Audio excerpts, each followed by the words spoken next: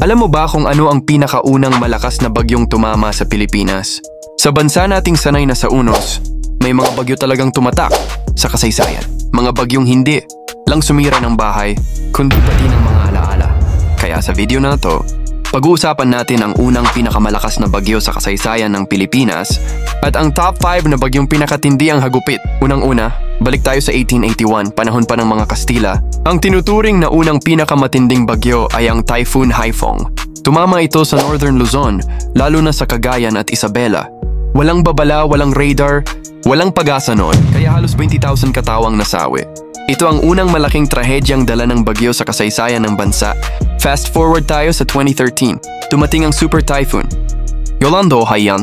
Ito ang pinakamalakas na bagyo sa modernong panahon. May hanging umabot sa 315 km/h. Winasiwas nito ang Tacloban City at malaking bahagi ng Visayas. Mahigit 6,000 buhay ang nawala at libo-libo ang nawala ng tahanan. Hanggang ngayon, si Yolanda ang simbolo ng tindi ng kalamidad at katatagan ng Pilipino.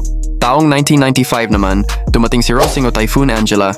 May lakas itong 260 km/h at sinalanta ang Metro Manila at Bicol Region. Nasira ang mga bahay, linya ng kuryente at maraming nawalan ng kabuhayan. Halos 900 katawang namatay at itinuturing itong isa sa mga pinaka-destructive storms noong dekada 90. 2006 naman si Typhoon Raming o Durian. May lakas na 250 km/h pero mas nakakatakot dahil sa lahar mula sa Bulkang Mayon. Nilamon ng putik at bato ang mga bahay sa Albay. Halos 100 ang nasawi. Ito ang isa sa mga bagyong hindi lang hangin kundi pati bulkan ang kalaban. 2010 naman si Bagyong Juan o Meggy. May lakas na 270 km/h. Ang tinaguri ang isa sa pinakamalakas na tropical cyclone sa buong mundo noon. Buti na lang, maaga ang babala ng pag-asa kaya nabawasan ang casualties. Pero grabe pa rin ang pinsala sa Northern Luzon. At syempre, sino ang makakalimot kay Rolly Ogoni noong 2020? Isa ito sa mga pinakamalakas na bagyo sa buong mundo.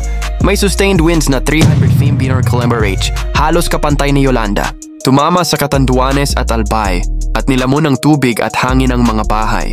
Grabe ang hagupit pero mas grabe ang tibay ng mga Pilipino.